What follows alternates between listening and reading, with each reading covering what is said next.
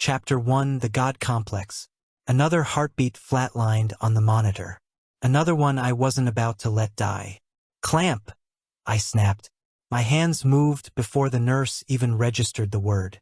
The room stank of blood and sterilizer, the kind of smell that separates surgeons from civilians. The patient's chest was open, ribs cracked, heart sluggish. "Impossible case," they said.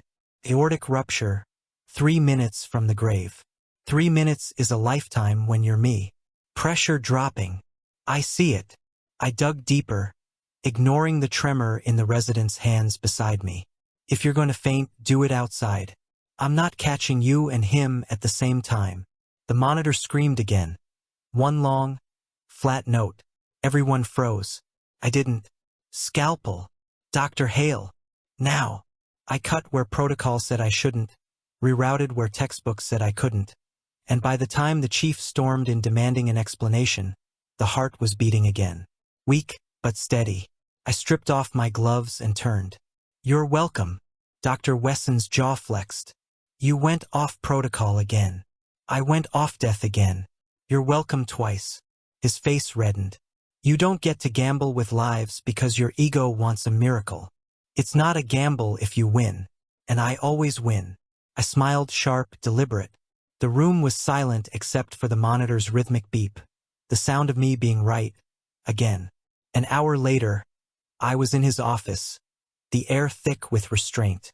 Wesson sat behind the desk like a disappointed father, which would have been adorable if I cared. "You're suspended, Adrian." I laughed. "For saving a patient?" "For insubordination, reckless disregard for policy, and gross arrogance." Gross arrogance? Is that a medical term now? I leaned forward. He didn't flinch. I'll give him that. Most men do when I smile like this, all teeth, no warmth. "You're brilliant, but you're a liability," he said quietly. "Correction. I'm the reason your mortality stats look good. Get out." I stood, slow and deliberate, letting the silence stretch. "When he wakes up, and he will, tell him to send me flowers." The door slammed behind me. I didn't bother looking back. Outside, the city hit me like a slap. Rain, exhaust, sirens. I walked with no destination, my brain replaying every cut, every second of control. The adrenaline crash always hit hard, a hollow ache behind the ribs. I lived for that edge. Without it, everything felt too quiet, suspended. Again, they never learn.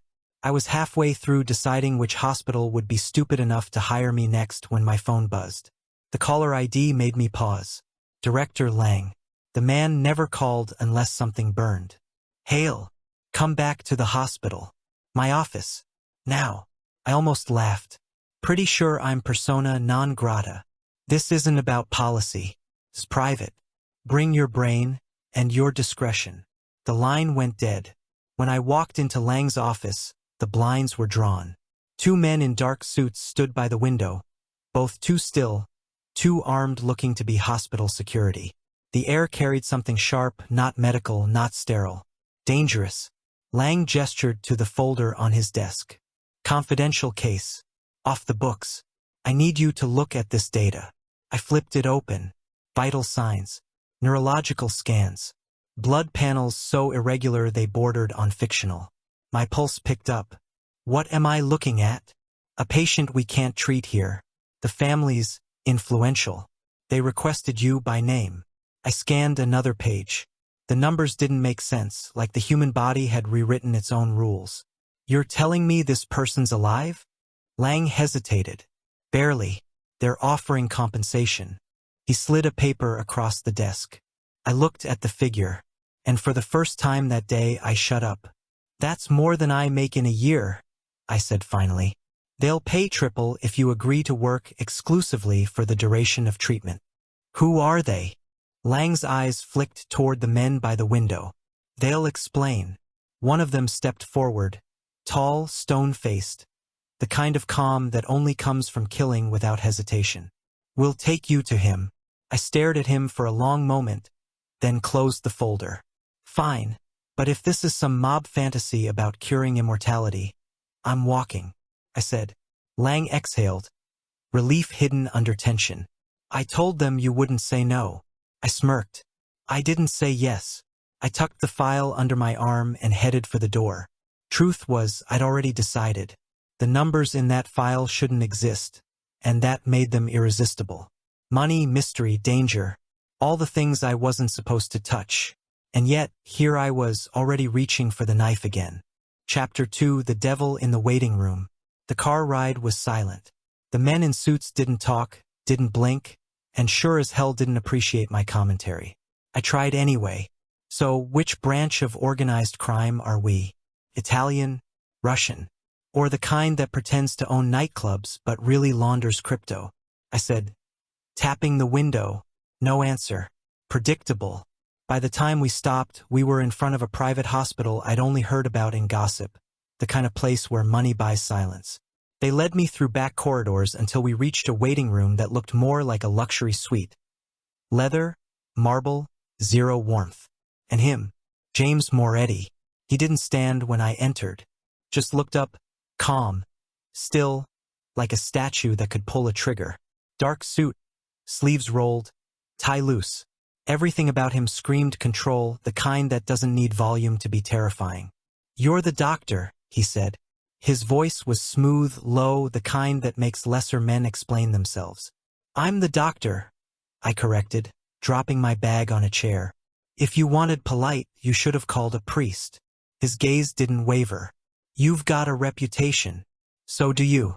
Mine involves saving lives. Yours involves ending them." I met his stare and smiled.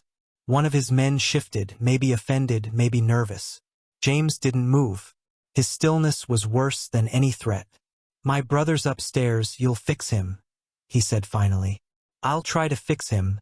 I'm good, not divine," I said, flipping open the folder Lang gave me. "You'll fix him." He repeated it like fact, not faith. Ah, the God complex runs in the family. That earned me a look. Not anger, amusement, faint and dangerous. "You talk too much, Dr. Hale. And you glare too much, Mr. Moretti. I'd offer you a sedative, but something tells me you'd prefer a gun." The room went still. The air thickened. Then a short, dry laugh. Not loud. Not friendly. Just unexpected. "Follow me," he said. He didn't wait to see if I would. I followed anyway. Call it morbid curiosity. We took a private elevator, no buttons, just a keycard swipe. The walls were mirrored, catching his reflection beside mine. He was taller, broader, but I held my ground. "So this is the part where you warn me not to disappoint you?" I asked. James's eyes flicked to me in the mirror. "You don't seem easily intimidated." "I'm not easily anything." The elevator doors opened before he could answer. The floor we stepped onto didn't look like a hospital wing. More like a bunker. Men with earpieces, closed doors, surveillance monitors. And in the center suite, the patient. James's brother lay motionless on a bed surrounded by machines, tubes, and monitors whispering faint beeps. Mid-20s, I guessed. Hands pale, veins thin, body wasting beneath all the tech keeping him breathing. I forgot about the guards. For a second, it was just me and the puzzle. The impossible numbers from the file had a face now. "What happened to him?" I asked, stepping closer. "An attempt on his life. Poison? Injury? Does it matter?" "It matters if you want him alive." Silence. Then, "He stopped waking up 3 weeks ago." I examined the 4 lines, the med drips, the sluggish rhythm on the EEG. Something was off, not just medically but chemically. Like his body had shut down on purpose. I glanced at James. "Who's been treating him?" "Specialists, they failed," he said. "And now you want me to succeed." His gaze sharpened. "You're supposed to be the best." "I am the best.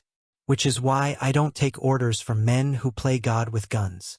A murmur rippled through the guards. One of them stepped forward, hand on his holster. James didn't move. Didn't need to. He simply looked at me. That unnerving calm. Then at his man. The guard froze. The silence stretched until even the machines sounded loud. Finally, James stepped closer. Close enough that I caught the faint scent of gun oil and cologne. "You think you're untouchable because you can bring people back. But here you breathe because I allow it, he said softly. I tilted my chin up. Then let's both not screw up. Something flickered in his eyes. Approval, irritation. I couldn't tell. Then he leaned in, his voice dropping to a whisper that hit like a blade sliding into place. Until my brother wakes up, you belong to me, doctor, he said. I smiled, all teeth, no fear. We'll see who owns who, Mr. Moretti. Chapter 3, Cage Genius. The first thing they took was my phone.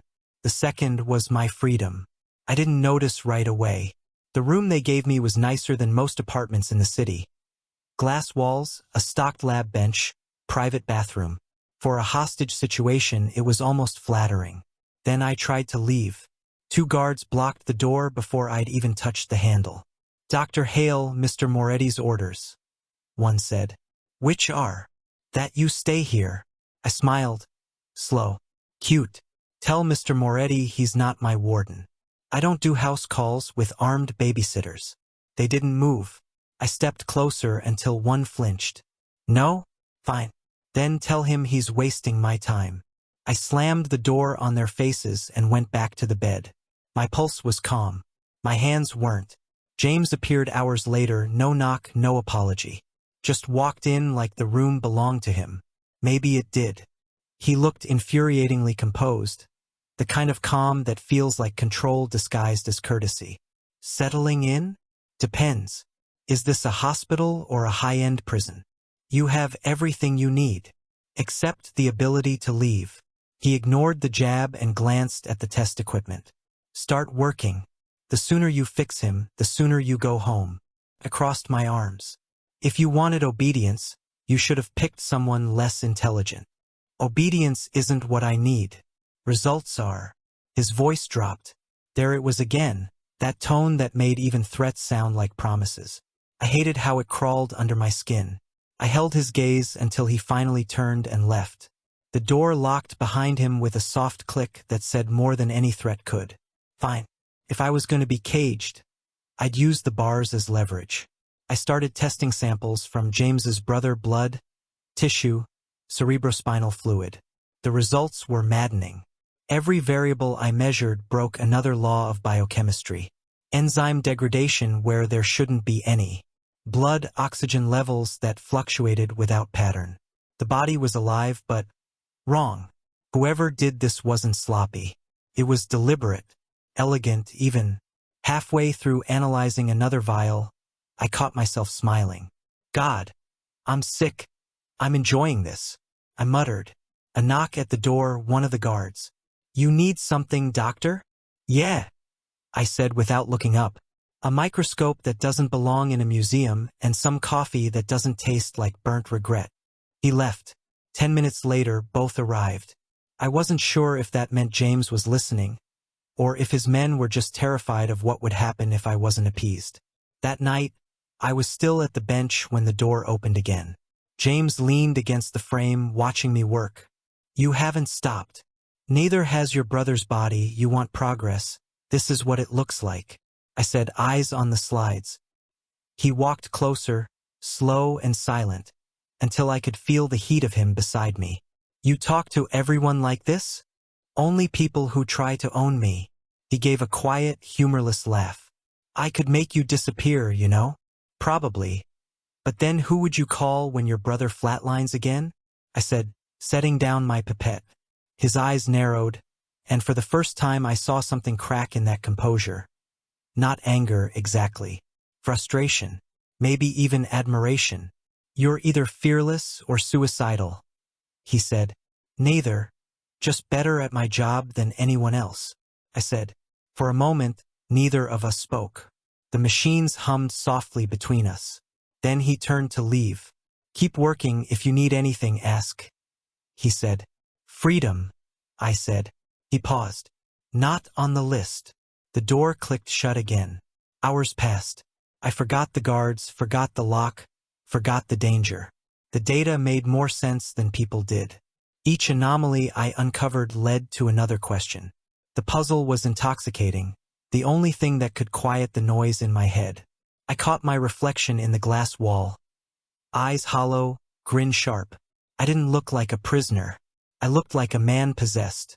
I leaned back, rubbing the bridge of my nose, and muttered to the empty room, "Let's see who breaks first. Your brother's illness or your patience, Moretti." Chapter 4, The First Crack. 3 days in, I finally found something that didn't make sense, which, for me, is better than caffeine. The blood work was screaming contradictions. Elevated toxins, but not any I recognized. Enzyme suppression like a poison, but also metabolic decay like a genetic disorder. It was the kind of mystery that could ruin careers or make them. I preferred the latter. I didn't hear James come in until his reflection appeared in the monitor beside mine. "You don't sleep," he said. "Your brother doesn't either. We're both on a schedule." I answered without looking up. He stepped closer, too close, eyes on the data scrolling across the screen.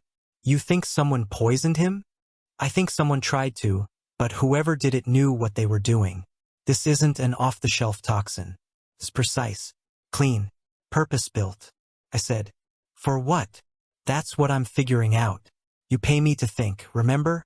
Let me do that." He didn't move away. The space between us felt smaller by the second. "I don't like not knowing," he said quietly. "Then get used to it. Medicine's not the same as murder. You can't just pull a trigger and get answers." That earned me a look, one part warning, one part interest. "You enjoy provoking me." "Enjoy might be too generous. Let's call it a side effect of confinement," I said, turning back to the sample tray. James leaned on the counter beside me, his sleeve brushing mine. I froze for a fraction of a second, not because of the touch, but because it was deliberate. He wanted to see if I'd flinch. I didn't. "Move," I said. He didn't. The monitor beeped. A small, sharp sound that seemed louder in the quiet. I set my instruments down and turned to him fully. "You really think hovering makes me work faster? It makes sure you don't do something stupid." "Define stupid." "Leaving. Lying. Crossing me." I smiled. "Crossing you? James, you're not a god. You're a man with too many guns and a sleep-deprived doctor problem." Something flickered in his eyes. Irritation. Maybe amusement. "You keep saying my name like it's a challenge."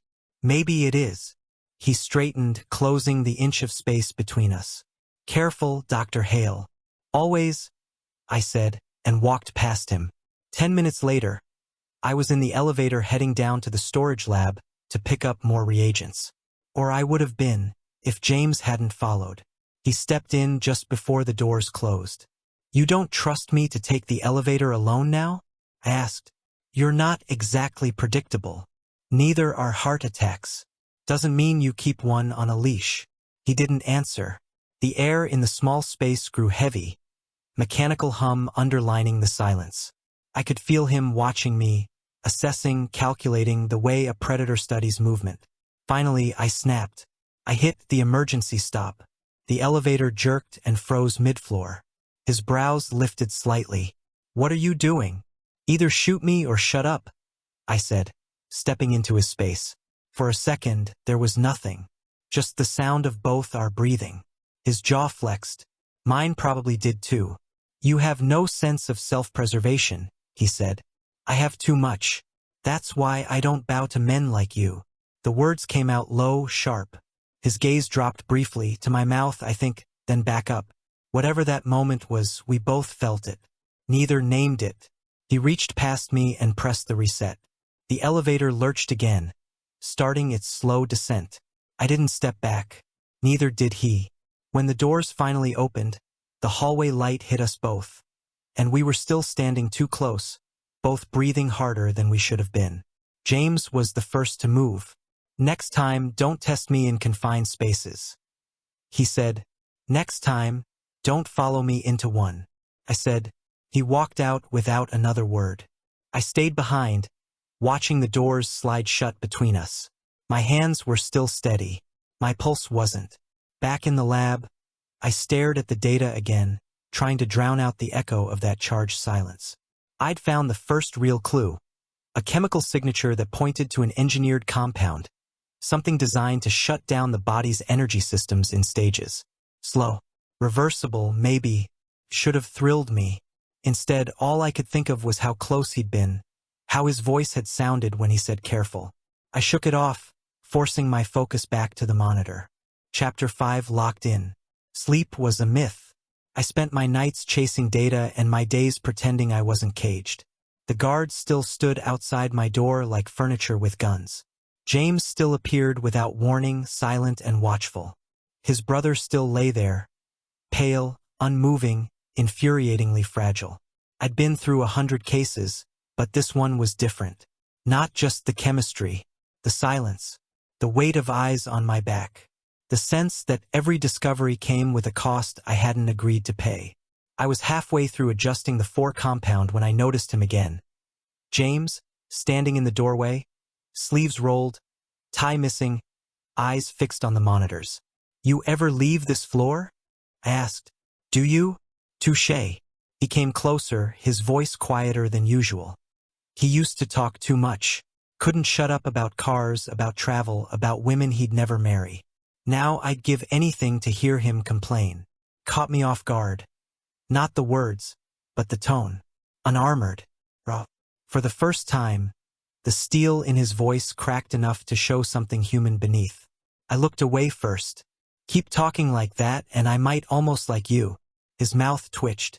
"Almost. Let's not rush miracles." He stood beside me for a long while, saying nothing, just watching his brother breathe. The air between us felt different, less hostile, more real. When he finally left, I realized I hadn't insulted him once. The next few days blurred. I adjusted doses, analyzed samples, charted every biochemical inconsistency. My body begged for rest, but my mind refused to stop. I was getting closer to something, a connection between the toxin and a suppressed enzyme cluster, but every time I tried to verify it, the data slipped sideways, mocking me. By the 3rd night, exhaustion won.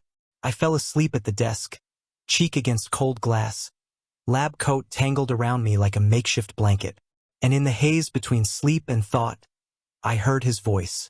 "Careful, doctor." It wasn't threatening this time, it was low, almost gentle, the way he'd said it once in the elevator. My mind conjured the sound again and again until it turned into something else. Something I didn't want to name. When I woke, the room was still dark. My neck ached, my heart raced, and I hated myself a little. Dreaming about him? Perfect. Just what every self-respecting genius needs. Subconscious betrayal. I splashed cold water on my face and stared at my reflection. "Get it together, Hale. You're not here for him." By evening, I was back at the microscope when the door opened. I didn't look up. "If you're here to remind me I'm still a prisoner," I already noticed. No answer, just footsteps. Then a tray slid onto the counter beside me. Pasta, bread, coffee that actually smelled decent. I frowned. Did the guards develop compassion or... "Eat," James said. He stood there, one hand in his pocket, expression unreadable. "I'm not hungry," I said automatically. He crossed his arms. "You've been in this lab for 12 hours. You didn't even notice it's night. Congratulations, you can tell time." He didn't rise to the bait. "A dead doctor's no use to me." That should have sounded cold. Didn't. I looked at the food again, then at him. "So this is your version of concern? Threats with a side of carbohydrates." "Something like that." I picked up the fork, mostly to make him leave faster. "Fine. Happy?" He didn't answer, just stood there watching until I took the first bite. Only then did he nod once, satisfied, and turn toward the door. "Good night, Dr. Hale." The door closed softly behind him. I sat there for a long time, chewing in silence, pretending it didn't mean anything. But the truth gnawed harder than the food did. I'd seen him bleed command, fury, control. But the quiet act of feeding me, that was the first thing that felt dangerous. Because it didn't come from power, came from care. Chapter 6, The Heat Between. The morning started like every other. Blood samples, data, silence. The air on this floor never changed, clean, cold, too still. I'd learned to stop expecting fresh oxygen or common sense from men with guns. James had been gone since dawn, handling business, which I assumed meant someone was either paying him or dying for him. I preferred not to know which. I was adjusting in 4 line when one of his men, A new one, big shoulders, small brain, decided to fill the quiet. You know, boss must really like you. Never seen him keep a pet this long, he said, leaning against the wall. I didn't even look up. Careful. I bite. He snorted. I bet you do. What's he got you doing in here anyway? Doctor? Mixing love potions? I set the syringe down and turned. Do you talk this much around loaded weapons? Or am I special? He grinned, stepping closer. You think you're better than us? 'Cause you wear a white coat? No, I don't think. I know I am, I said, smiling thinly. He moved like he meant to grab me, then stopped mid-motion when a voice cut through the room like a blade. Touch him, and I'll break your hand, James said. The guard froze. So did I. James stood in the doorway, suit jacket unbuttoned, eyes cold. He didn't shout. He didn't need to. The room dropped 10 degrees with his tone.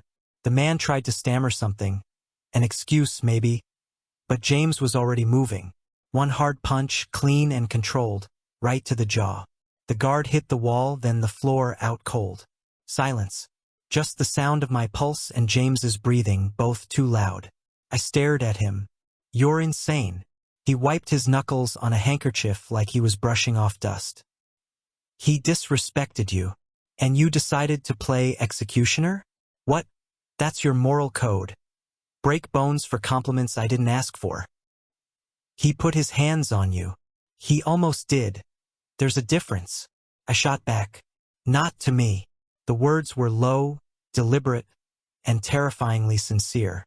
I grabbed the first aid kit and crouched by the unconscious man. You're unbelievable, I muttered, checking for a pulse. You punch a guy and I get to clean it up. Poetic symmetry. James stood there, silent, watching me work. You don't have to, he started. Treat him? Yeah, that's kind of what I do. You should try it sometime. He didn't answer, just knelt beside me, close enough that I could feel his heat through my sleeve. The scent of his cologne, dark, sharp, mingled with antiseptic. I hated that I noticed. When the guard finally stirred, I leaned back. He'll live. Lucky for you, violence isn't contagious. James's jaw tightened. You shouldn't provoke people like him. I didn't. He provoked me. There's a difference. You don't know how this world works. Then teach me, or better yet, stop pretending I'm part of it, I said, standing. That landed. His eyes flicked to mine, dark, unreadable. You are now, he said quietly. I wanted to laugh, but it came out closer to a scoff. Don't flatter yourself. I'm here because your brother's body is a scientific anomaly, not because I enjoy your company. His mouth twitched, something between irritation and something else, something dangerous. Keep telling yourself that, he said. I stepped forward before I could think better of it. You think I'm scared of you? He didn't move back. You should be. Our faces were inches apart. I could feel his breath against my cheek. Steady, measured, infuriating. I don't know what I expected. An argument, another threat, anything to break the silence, but we just stood there. The hum of the machines filled the space between us. Too loud, too rhythmic. My heartbeat didn't match it. Too fast, too real. I finally stepped away, pretending it was nothing. Next time you feel like proving your loyalty, try not to concuss your employees. He exhaled, slow, almost amused. You're impossible. And you're predictable. We both knew it was a lie. He left a minute later, door closing softly behind him. The room felt smaller without him in it. Tighter, hotter. I looked at the unconscious guard again, then at the spot where James had stood. My chest still hadn't settled. Adrenaline. That's all it is, I muttered. But even as I said it, I didn't believe myself. Chapter 7, Diagnosis of Trouble. I finally cracked it. Well, half of it. The blood sample from James's brother fluoresced under UV in a way no natural compound should. A slow toxin, engineered, patient, cruel. It wasn't meant to kill quickly. It was meant to linger. Whoever designed it wanted the body to suffer before it failed. I stared at the molecular structure on the screen until my eyes burned. A tailored inhibitor, built to choke energy production cell by cell. Elegant chemistry. Monstrous intent. James walked in just as I was muttering to myself. Problem? He asked. Several. Someone poisoned your brother. Slow-acting compound, almost undetectable. I've seen its effects before. Black market biotech, high-end assassination material. I turned the monitor toward him. His jaw tightened. You're certain? Certain enough to lose sleep over it. For a heartbeat, he didn't move. Then the temperature in the room dropped. Who did it? He asked.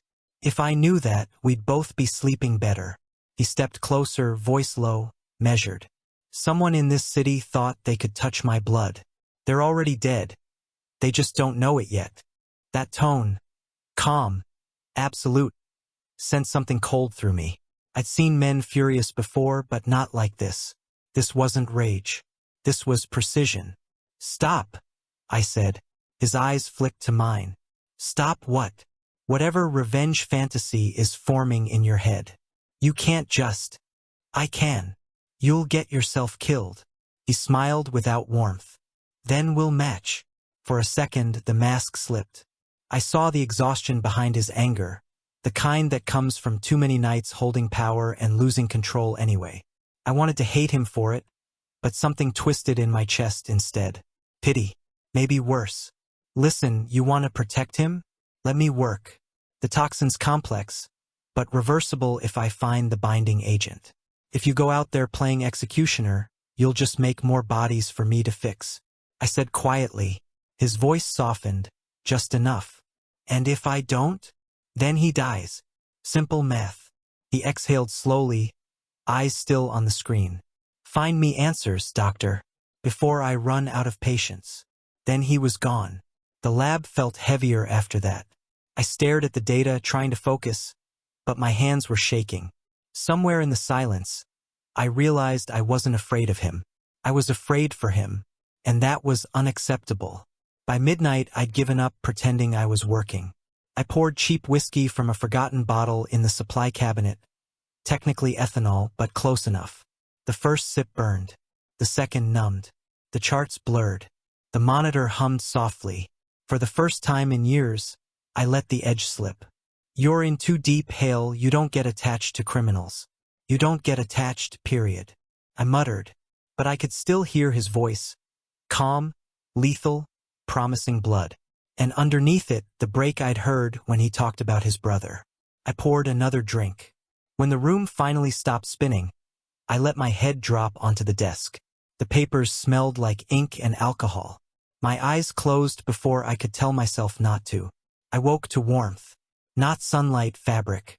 Something soft, heavy, draped over my shoulders. James's coat. He stood near the door, half in shadow, watching. His voice was almost a whisper. You'll make yourself sick if you keep this up. I blinked, throat dry. Didn't realize you cared. I don't, he said, but he didn't take the coat back. He left without another word.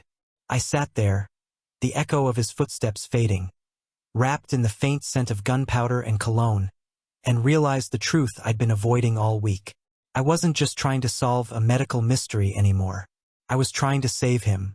Chapter 8, Target Locked. I knew something was off the second the guard rotation changed. The rhythm was wrong. Too quiet, too clean. In a place like this, silence isn't safety. It's a countdown. I was in the lab, cataloging samples when the lights flickered. Once, twice, then out. Power failure? I muttered. No answer. The air shifted, footsteps, fast, deliberate. Not James's men. They moved heavier, more confident. I reached for the scalpel. Stupid weapon, but sharpness counts for something. The door burst open. 3 men in black, guns up, faces half covered. Dr. Hale? One barked. I didn't answer. He stepped closer. We're not here to kill you. Our boss wants a chat. You're coming with us. Right. Because that sounds reassuring, I said. One moved behind me. I turned, scalpel in hand. Don't touch me. He laughed. You gonna cut me, Doc? I did. Shallow slice across his forearm. Enough to make him curse. He shoved me back against the counter. The scalpel clattered to the floor. I kicked one in the knee, missed the second blow. Fists, noise, pain. For a moment, all I could think was James is going to be furious I broke something expensive. Then I heard it, gunfire.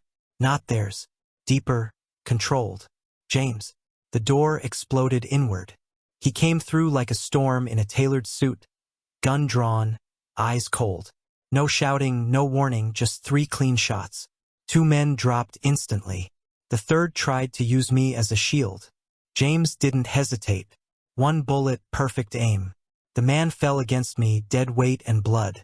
I staggered back, breath hitching. My hands shook, slick with someone else's life. James lowered his weapon. You hurt. I stared at him. You killed.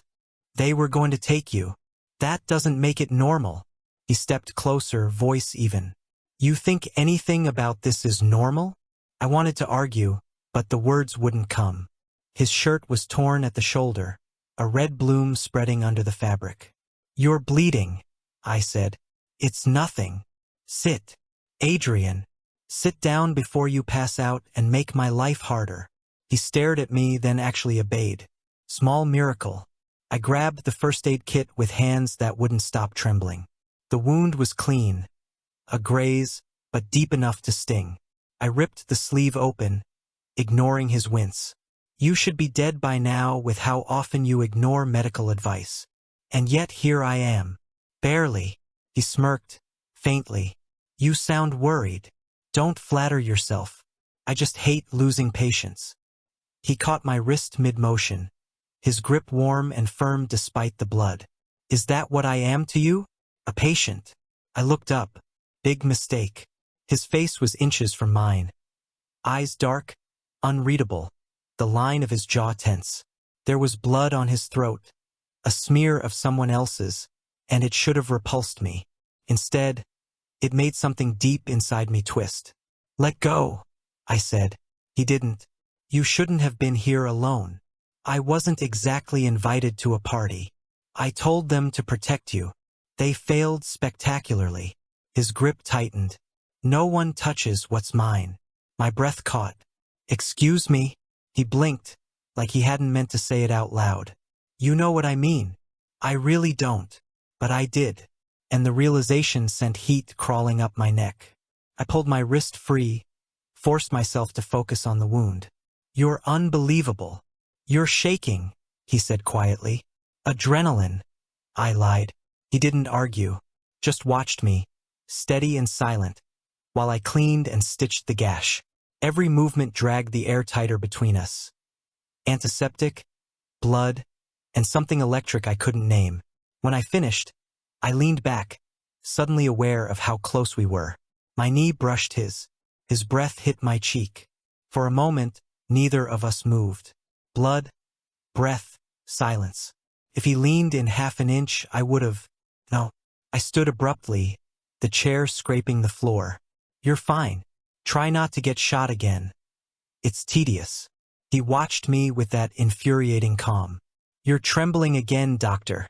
Occupational hazard, I muttered, turning away. He stood, too, slower this time, his hand brushing my shoulder. A thank you, maybe, or something more dangerous. Then he left. The door closed. I exhaled for the first time in minutes, knees weak, heart sprinting. Adrenaline, I told myself again. Just adrenaline. But even the lie didn't sound convincing anymore. Chapter 9, Under His Protection. I told him I wasn't moving in. He told me I didn't have a choice. That was the tone of our relationship now. Argument disguised as conversation. Threat disguised as care. After the attack, James had me bundled into a black SUV before I could even grab my lab notes. This is unnecessary, I said for the 5th time. Someone tried to kidnap you, Adrian. You're safer under my roof. He replied. I was safer under a microscope. He glanced at me, jaw tightening. You're not going back to that hospital until I say so. You can't keep me here. I can. And I will. The mansion was exactly what I expected. Cold, expensive, excessive. Marble floors, vaulted ceilings. The faint scent of smoke and old money. A place that looked alive only because people were paid to make it so. He assigned me a room, Top floor, large, sterile. I hated it instantly. "I'm not your prisoner," I said as he handed me the keycard. "Then stop acting like one." He walked away before I could think of something cutting to say. Days blurred together. I spent mornings monitoring his brother.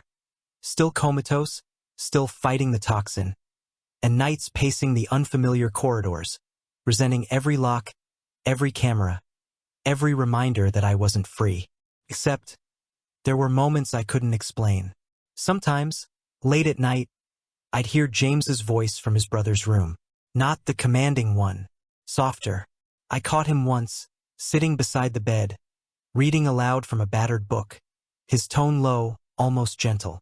"You used to hate this one," he murmured to the unconscious man. Said the ending was too sad. He didn't notice me standing in the doorway. I didn't move, didn't interrupt. There was something sacred about it. The way he smoothed the blanket, the quiet patience. For a man who could kill without blinking, he looked human. And that was the problem. I was starting to see him that way. On the third night, insomnia won. I wandered into the kitchen around 2 a.m., half-dressed and fully irritated, searching for caffeine or something edible that didn't come in a gold wrapper. The fridge light spilled across the tiles. I was pouring cold coffee into a mug when I heard a voice behind me. "Didn't peg you as a midnight snacker." I nearly spilled it. "Christ, you move like a ghost." "Occupational habit," James said, leaning against the counter.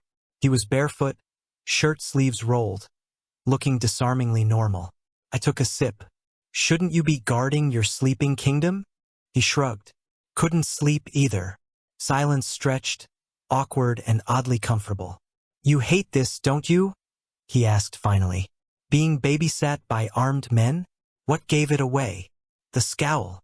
"It's my default expression." He smiled faintly. "You're impossible."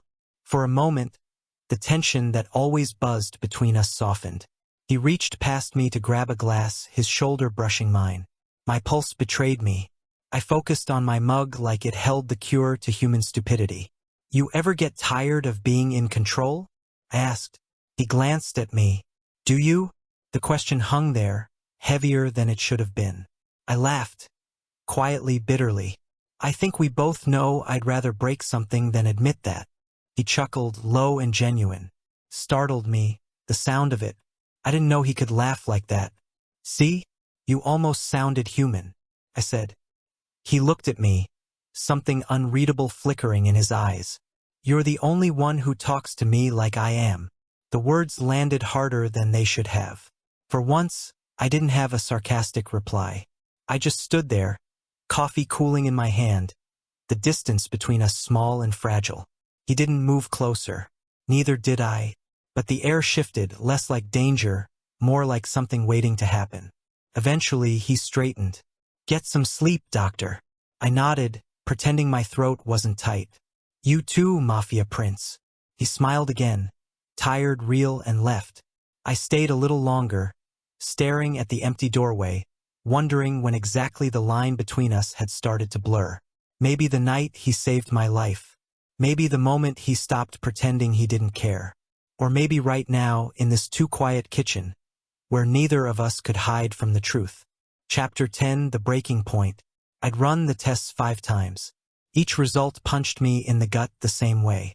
The toxin compound in James's brother's blood. It wasn't smuggled, imported, or exotic. It was local.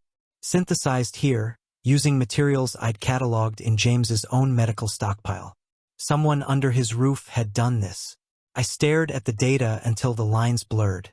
Every instinct told me to march into James's office and throw the evidence on his desk. But I hesitated, because I knew what he'd do, and what he'd do would leave blood on the floor.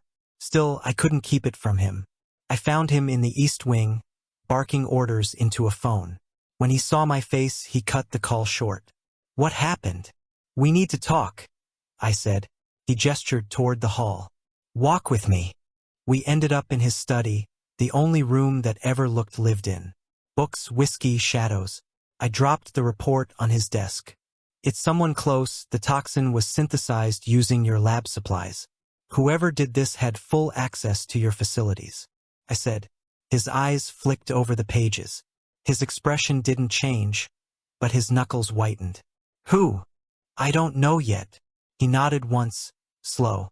Then I'll find out. James. No. They touched my brother. They betrayed me. I'll handle it. His voice was ice. Handle it? You mean kill them? I snapped. His silence said enough. This isn't justice. It's self-destruction, I said. He looked up then, calm, terrifyingly calm. You think I don't know that?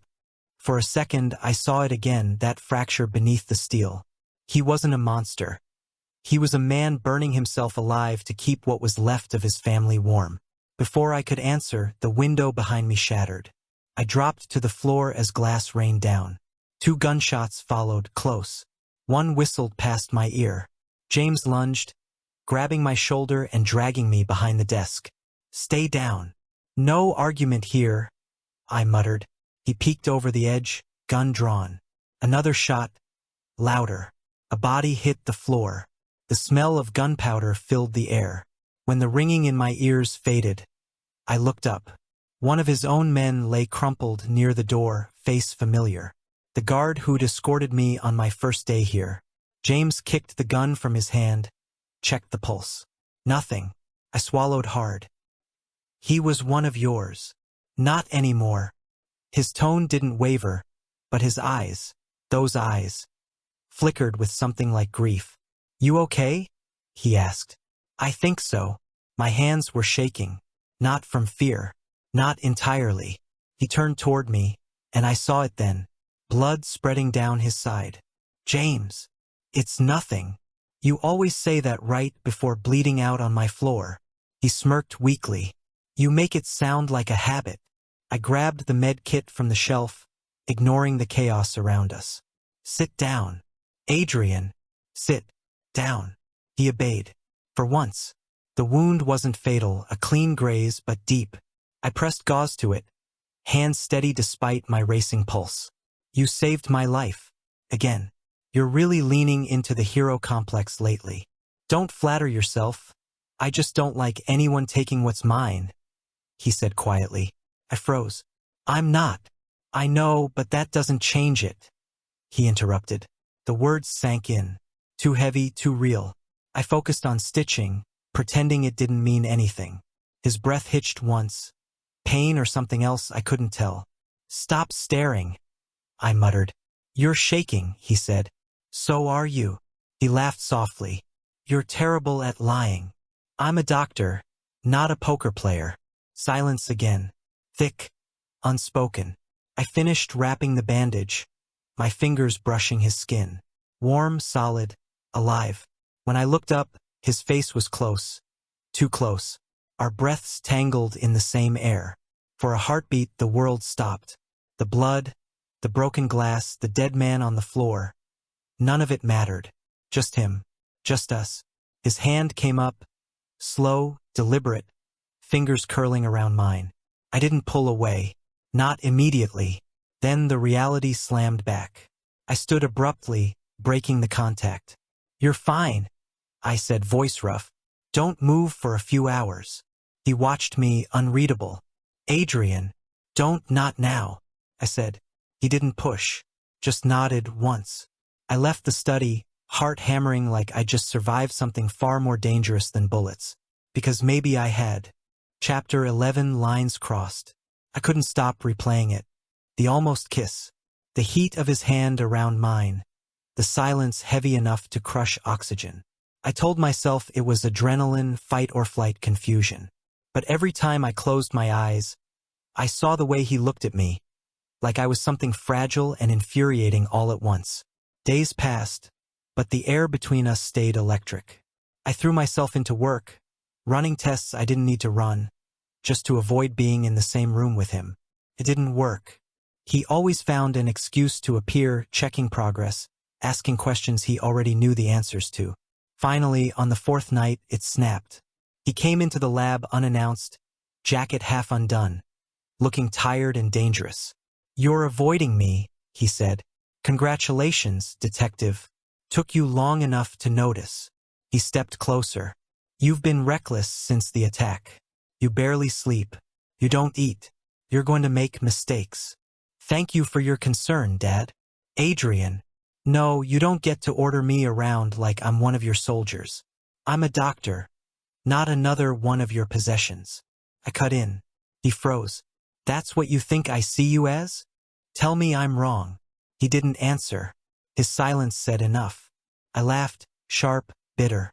You control everything, James. Everyone. You even tried to control whether I breathed outside your mansion. You call it protection, but it's obsession. He took a step forward. Careful. No, you don't get to silence me this time. You think I don't see it? You think this, whatever this is, isn't just you trying to own the one thing you can't. That did it. His eyes darkened, jaw tight. You really believe that? I know it. He moved then, fast. One hand slammed against the wall beside my head. You think I don't know what this is doing to me? Enlighten me, I said, voice low. His breath hit my cheek. You got under my skin, doctor. You think I wanted that? You think I wanted you? Could have fooled me. I shot back. Something snapped between us.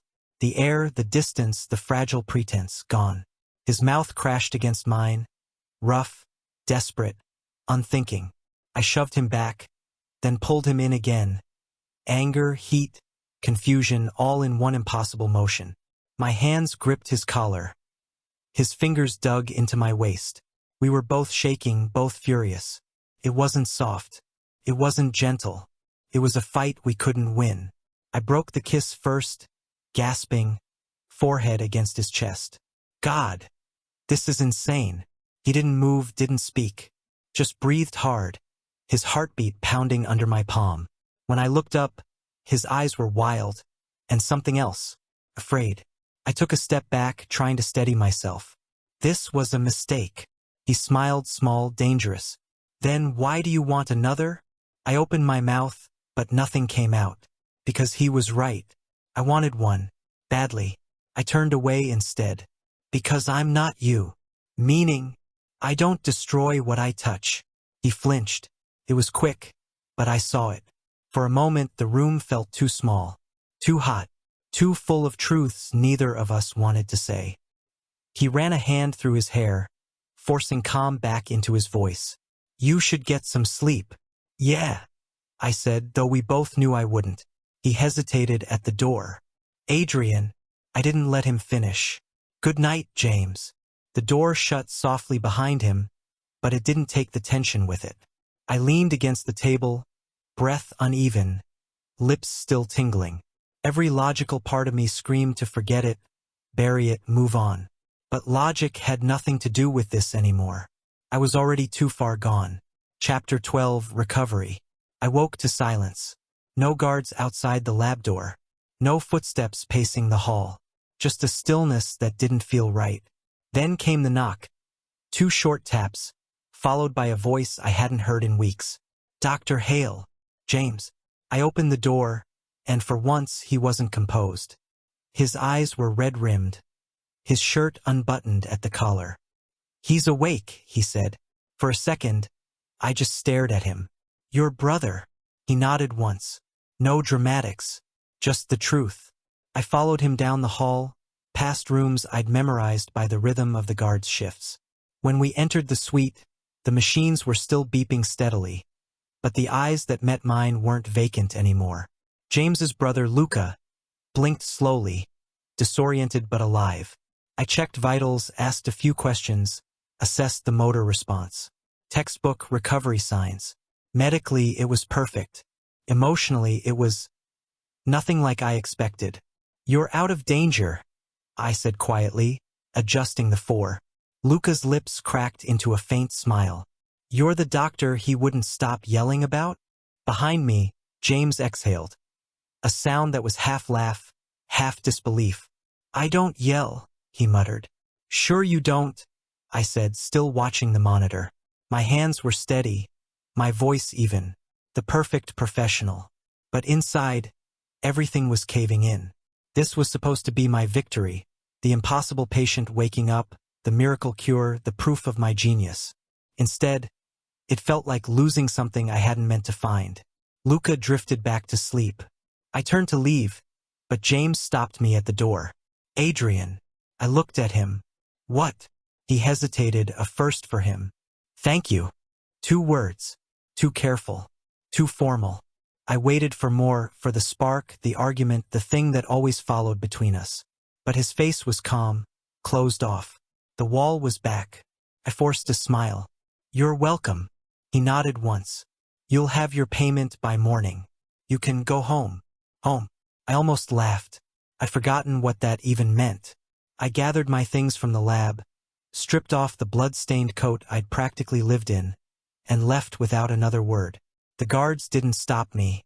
No one did. Outside, the air hit like ice. Freedom. It should have felt like oxygen. Instead, it burned going down. By the time I got back to my apartment, the city lights looked dull, unreal. I dropped my bag, kicked off my shoes, and stood in the middle of the living room. The same sterile, silent space I'd once found comforting. Now it just felt empty. I poured myself a drink and stared at the glass for a long time before realizing I didn't even want it. My hand still smelled faintly of antiseptic and smoke of him. I sat on the couch, leaned back, and closed my eyes. I could still see the way he'd looked at me in that last second before I walked out. Not angry, not longing, just restrained, like he was holding himself back from something dangerous. That was the problem with James Moretti. He never lost control, even when I wanted him to. I told myself it was good this way. Clean break. Professional boundaries restored. Except I couldn't stop tasting the memory of that kiss. Rough and fast and wrong, and still burning somewhere in the back of my throat. I pressed my hand to my chest, feeling the echo of it. This was supposed to end clean, I muttered to the empty room. But the silence had an answer of its own. It didn't end. It just paused. And I hated how much I already wanted it to start again. Chapter 13, Withdrawal. 3 weeks. That's how long it took for my apartment to feel suffocating again. 3 weeks of pretending to care about other patients, other charts, other lives that didn't have the name Moretti stamped all over them. My colleagues called it a miraculous recovery. The comatose case that turned into a legend. They congratulated me, toasted me at the bar, asked for the details I couldn't legally or emotionally share. I smiled, nodded, and told them what they wanted to hear. Inside, I was restless, hollow. Every patient reminded me of him, of the way James hovered behind me as I worked, silent but burning with intensity, of the way he said my name like it was both an order and a plea. I hated that I missed it. I worked double shifts, then triple. I took cases no one else wanted. I cut sleep down to 4 hours a night. None of it helped. The silence followed me everywhere. Under my skin, behind my ribs. Then the note came. It was waiting for me on my desk one morning, slipped between files I hadn't touched yet. Plain paper, black ink, no signature. Just 3 words. He's in danger. No address, no context. Just the gut punch of recognition. I stared at it for a long time, telling myself it could be anyone. Except it couldn't. James didn't have friends. He had enemies, and he had me, the idiot who couldn't stay out of it. Logic said to ignore it, to go home, pour a drink, sleep it off. But logic had stopped winning weeks ago. By nightfall, I was driving across the city, the streets wet with rain, the note crumpled in my pocket like a heartbeat. I didn't even know where I was going, just followed instinct, muscle memory, until I found myself near the mansion. The front gates were open. That alone made my stomach drop. No guards, no lights, just the echo of my own footsteps. James? My voice came out sharper than I meant. No answer. I moved through the hall, scanning for movement. The smell hit first, gunpowder and iron. Blood. James! I found him in the study, slumped against the wall, a dark stain spreading across his shirt.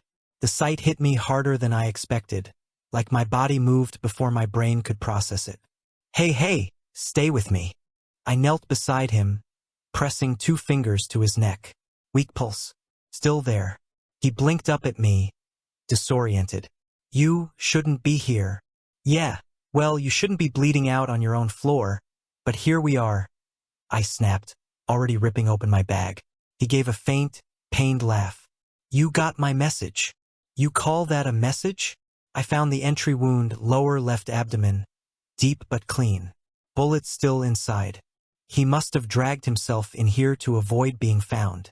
Typical control freak. Who did this? I demanded, tearing gauze with my teeth. His voice rasped. Doesn't matter. It matters to me. Always the doctor, he murmured. Shut up, I said, pressing down on the wound. He hissed, gripping my wrist hard enough to bruise. His blood soaked through my gloves. My heartbeat matched his, erratic, uneven. James, stay awake. You came back, he said through gritted teeth. I didn't answer, couldn't. Once I stabilized the bleeding, I reached for the morphine, but he caught my wrist again. No hospital. You're not in charge right now. I always am. Not tonight. You're not dying on me. Do you hear me? I said, sharper than I meant. He actually smiled at that. You sound worried. Don't flatter yourself. But my hands were shaking and we both knew why. The bullet came out clean. The bleeding slowed. I checked his vitals again, steadying. Barely.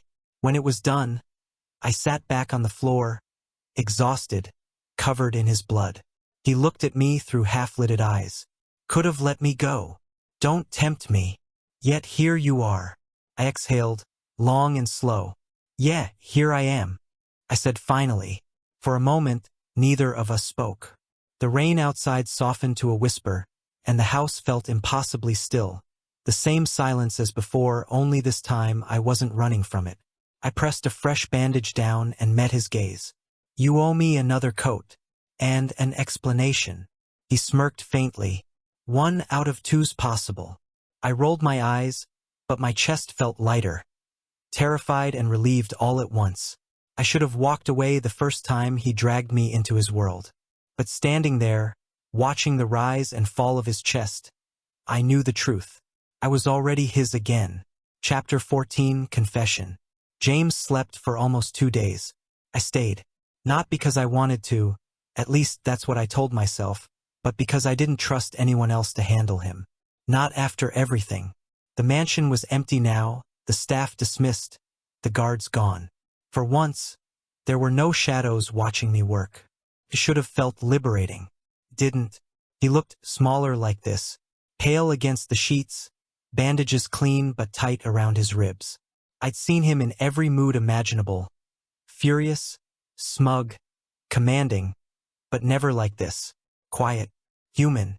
I sat beside him, checking vitals, though I'd memorized them hours ago. My hands lingered longer than they needed to.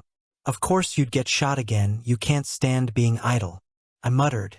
His lips twitched barely. You talk to all your patients like that? I froze. His voice was low, rough but alive. Only the ones who ignore medical advice, I said. His eyes opened slowly, unfocused at first, then finding me. You stayed. Someone had to make sure you didn't bleed out from sheer stubbornness. He smiled faintly. I should have known it'd be you. Don't flatter yourself, I said. Even though the sound of his voice had already steadied something in me I didn't realize was shaking. He tried to sit up. I pushed him gently back down. You're not going anywhere. I wasn't planning to, he said quietly. Something in his tone made me look at him. The usual armor in his voice was gone. Just honesty, raw and hesitant. I sat back in the chair, arms crossed. You're lucky the bullet missed your artery. A few inches higher, and I wouldn't be patching you up right now. Would you miss me? The question caught me off guard. I laughed once, short, bitter. You think that's funny? No, I think it's true, he said. He held my gaze, unblinking. I've been trying not to ruin your life, Adrian. I thought keeping you away was the only way to protect you. I exhaled, leaning back. You're bad at it. I know. You already did. You ruined it the moment you made me care. I said softly. He didn't answer, but the silence said everything.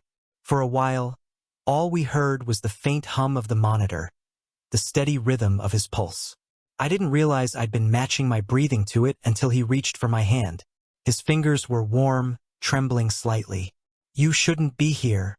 Maybe not, But I am, I said. His eyes softened, and for the first time since I met him, he looked unsure. You make me want things I can't have. Then stop pretending you don't. He gave a quiet laugh, pained but real. You really don't know when to back down, do you? Never been my style. He tugged my hand, weak but insistent, until I leaned closer. His voice dropped to a whisper. I'm tired of fighting it. I didn't move, didn't breathe.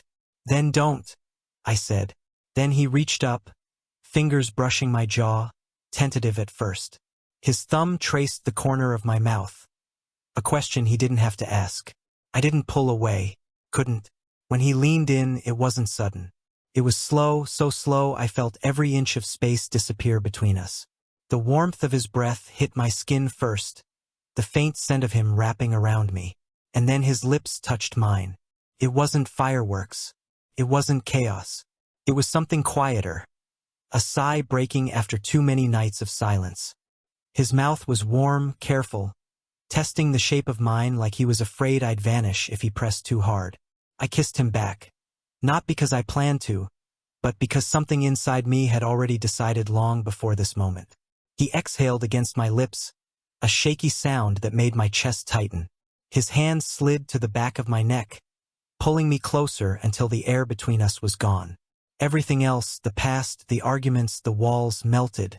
There was just heat and heartbeats and the impossible realization that I didn't want to stop. When we finally parted, I stayed close enough to feel his breath on my skin, our foreheads almost touching. That was, he started. Real, I finished. He smiled faintly. Yeah, real. The exhaustion hit him again, dragging him back towards sleep.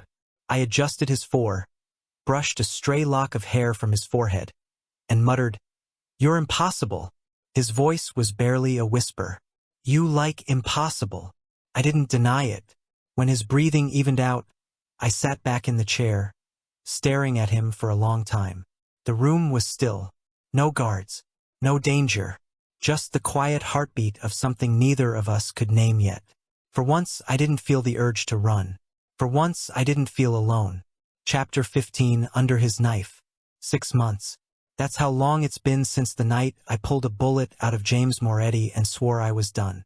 6 months of pretending that my life went back to normal. Hospital corridors, coffee gone cold, colleagues whispering about how I'd burned out, and come back sharper. They said I seemed calmer, focused. They didn't know calm felt like standing in the wreckage of everything you survived, pretending you don't miss the fire. I'd learned to breathe again, at least. Learned how to fill my time with things that didn't have his name on them. My patience lived. My hands stayed steady. And no one called me doctor like it meant something else. Still, sometimes I caught myself glancing toward the elevator, half expecting a shadow in a tailored suit to appear. Ridiculous, I know. Men like him don't just walk back into hospitals. Except that morning he did. The elevator doors slid open, and I stepped in, scrolling through patient reports. Normal day. Same hum of fluorescent lights. Same faint scent of antiseptic and exhaustion. Then a voice cut through it. Smooth, low, and impossible to mistake.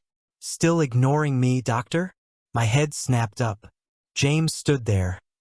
Sharp as ever, dark suit immaculate, tie perfectly knotted. The only thing out of place was the faint scar peeking above his collar. My scar. For a second, I forgot how to breathe. He smiled, that same infuriating, unshakable calm.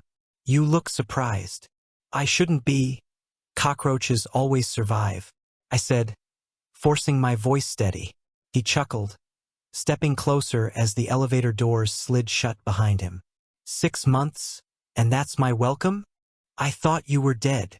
Would that have made it easier? Yes. Liar.